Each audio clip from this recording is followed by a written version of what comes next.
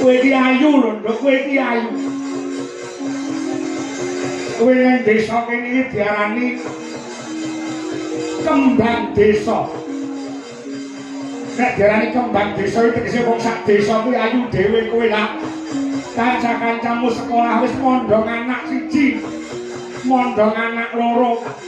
Lah kok kowe sak yaene urung krentek, urung duweni sedya palakrama wijane. Apa kowe pengen rabi ngenteni aku mati lho dhisik. Oh, kowe iso ngerti kok.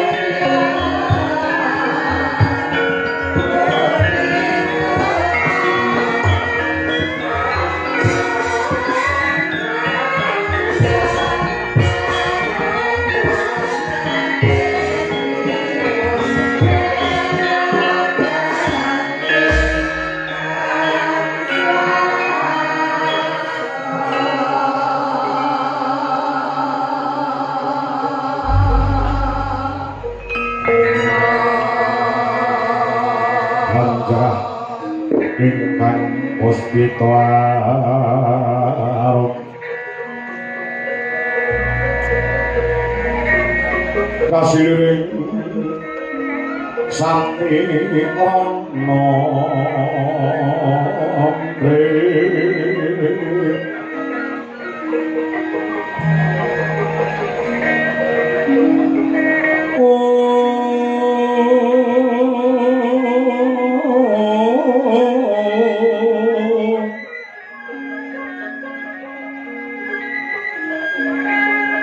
sekarang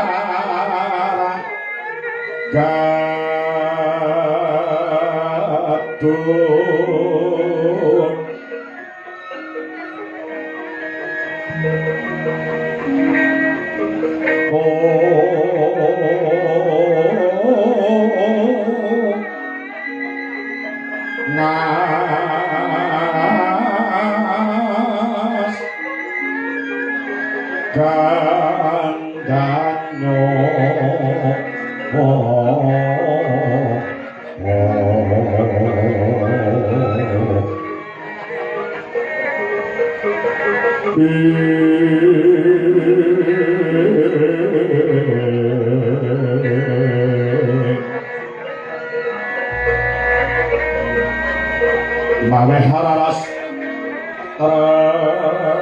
aning driya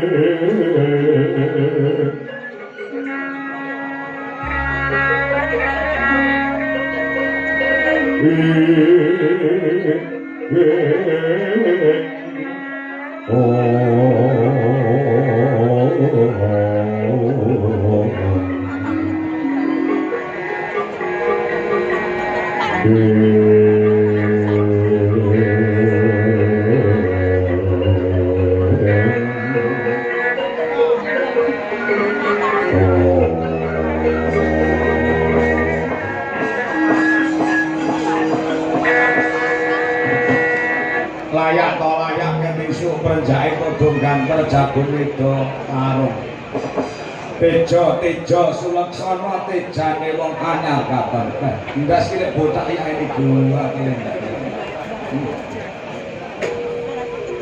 nuwun sewu njaluk ngapura sadurunge pancen urung nate pinanggya tegese urung nate petruk kepengin manuh pekasane mitambuh panjenengan kuwi sapa Raden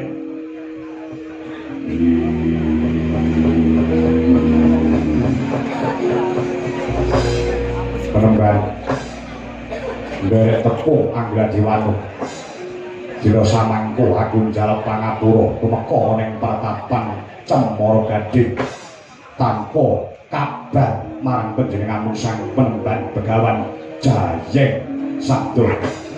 Nuwun sewu sablebetang kaya nate weruh, nate semerep wonten ing layar kaca sampeyan ki sapa? Satriya Pringgondani Raden Gatotkaca. Gatotkaca.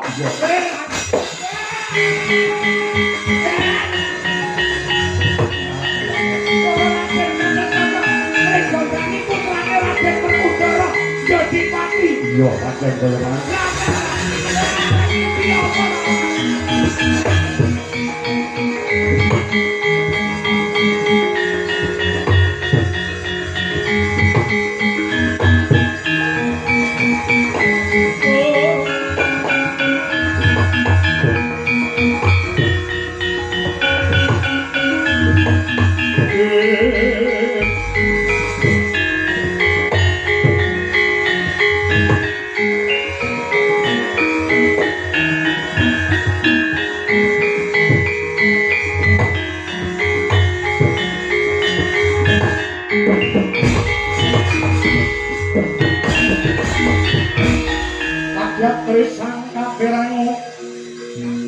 Mari nangkul kinempet-kempet dosan ngarat naning dawono dosan ngarat naning dawono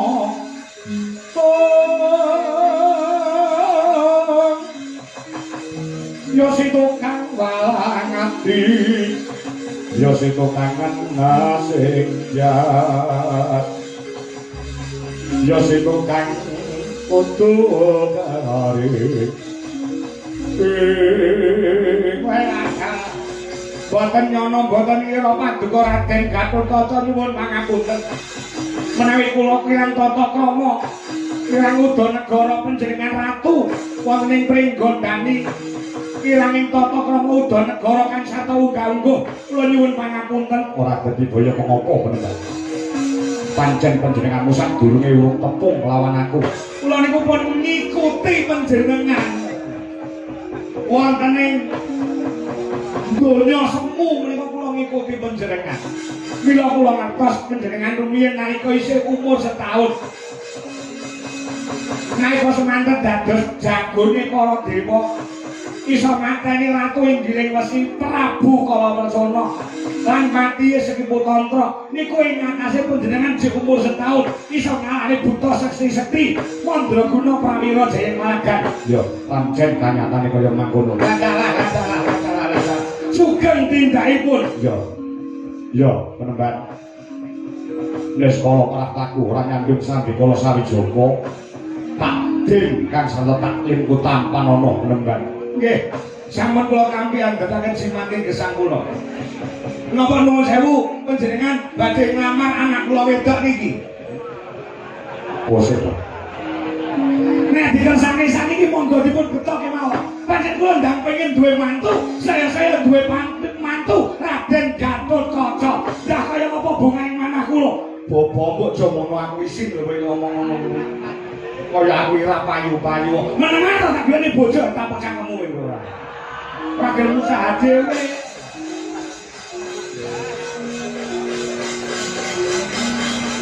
Wonten migatos menapa keparenga kula pun jayeng sabda nenggo dawuh menawi keni winedhaing angkatah kula semedya nganuaken jaga ning karna nyadong remenan sabda sabdanipun Raden Jabang Keruka. Ngene yo.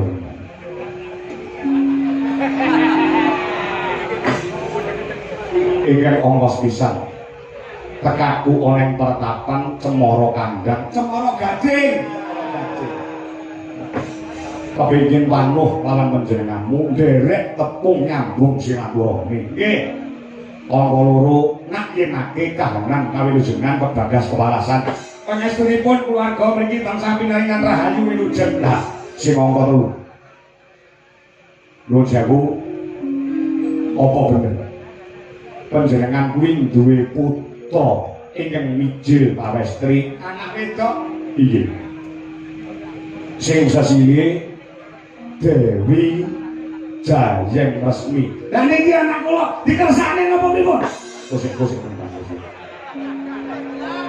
Bapak ki aja misik. Aku kaya perawan rapayu rumah saya tomat tewen tomat tewen meneng tak loro bidang golek lho golekne jodoh ngomong pripun Raden nggih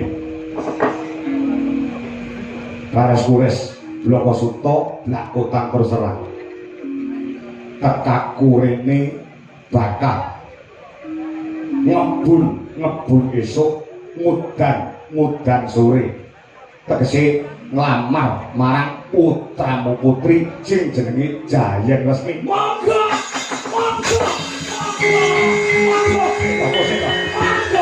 mboten tau desa niki kawungan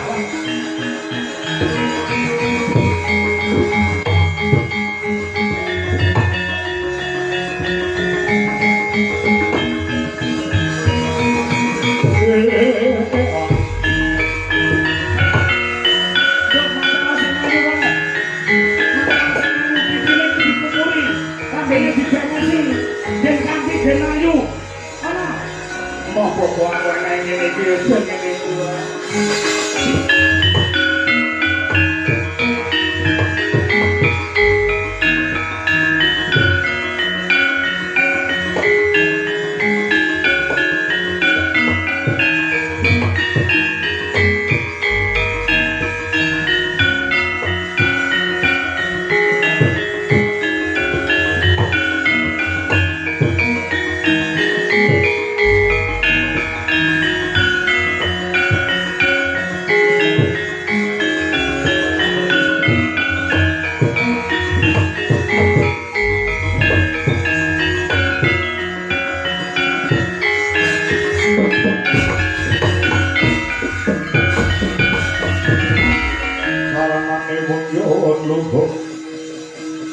satopo kurang gule keling masalah jatmiko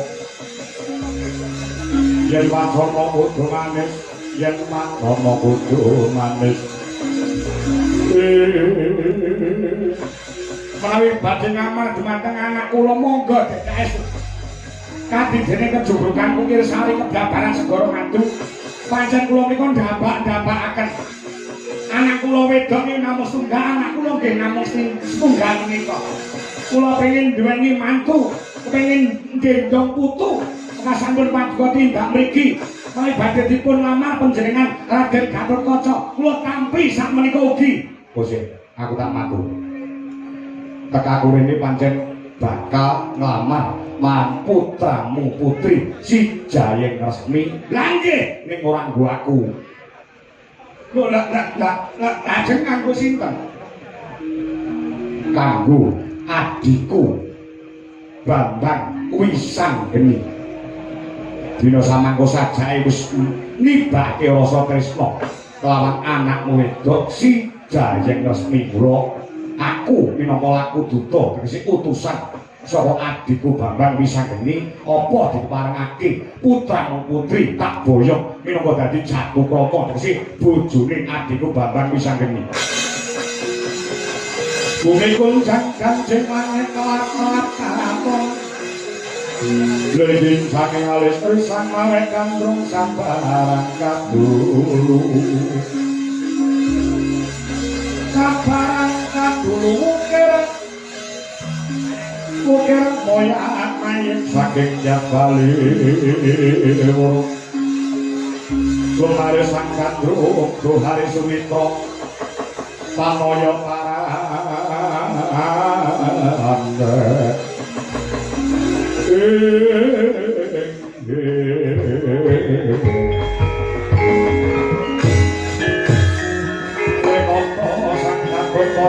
di pengamat mapakan oh suka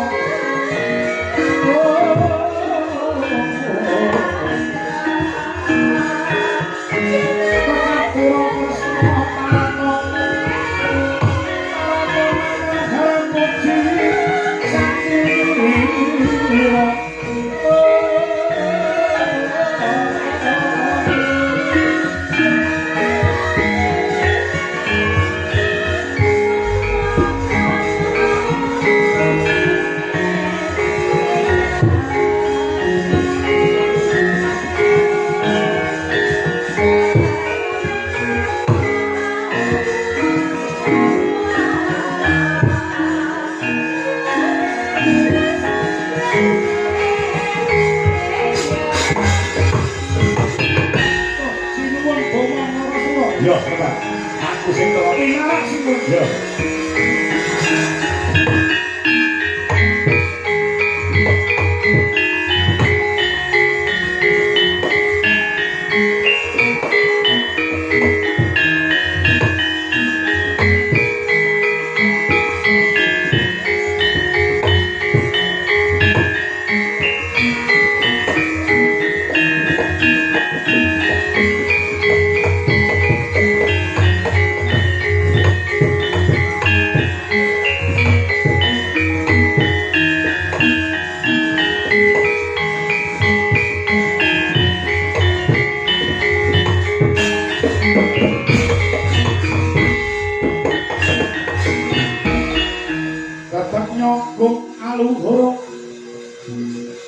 dasar gagah wananipun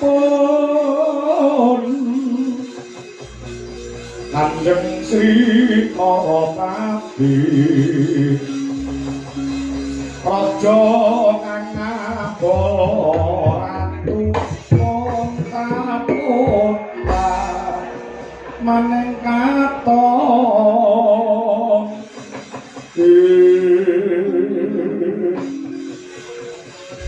Karamu paduka sinuwuning Praja Tresna Prabu Bama Nakasura kula ngaturaken sembah pangabekti mugi kunjuk sandhap padha paduka sinuwun ya Trembang Begawan Jayeng Sabdo wis sak tampa bener becik akaya bungah ana telenging manah ora liwat pesuwe tampan ono iye kula pundi saengga jimating gesang kula sinuwun wonten ing gantos menapa karisting ngaso mengko pengamat bojo sigra kang mawa gita hang mengku gati bener dina samangku apa bener sampun to mburimu wing anakmu wedok sing jenenge Jayeng Resmi nggih menika anak kula wedok pun Jayeng Resmi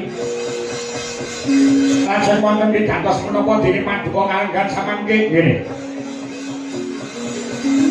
lugune ewuh kaya ing pambudi anggonku bakal matur ana ngrasaning sang penemban Begawan Jayeng Sabda jalaran Bromo Nrakasura kuwi wis duwe pacangan utawa duwe bojo ya kuwi Yayi Hak Nyanawati mung bae penemban sawise dadi mangken lawan Yayi Hak Nyanawati nganti sang yahene aku durung bisa atut tegese Yayi Hak Nyanawati iki durung gelem ngadeni aku apa mestine wong wadon nyang wong lanang kowe iki bojoku paring dawuh utawa matur kelawan aku Hak Nyanawati kandha kelawan Bromo Nrakasura dhewekne gelem ngadeni sakataning wong wedok nyang wong lanang ning makon syarate kudu diwayuh utawa aku kudu rabi meneh utawa leh rabi kuwi kudu karo putramu si Jayeng Resmi tak kira nek bab bondo donya lan mulyane anak wedok si Jayeng Resmi Bromo Nrakasura ora bakal kekurangan mergo aku ora tugung binatara berbondo berbandu berbondo kene sugih Raja Brana berbandu sugih Wadyabala lan aku ingin saguh mulyane uripe anakku wedok si Jayeng Resmi kula tekak urene oleh ora oleh Jayeng Resmi anak wedok bakal dadekne bojoku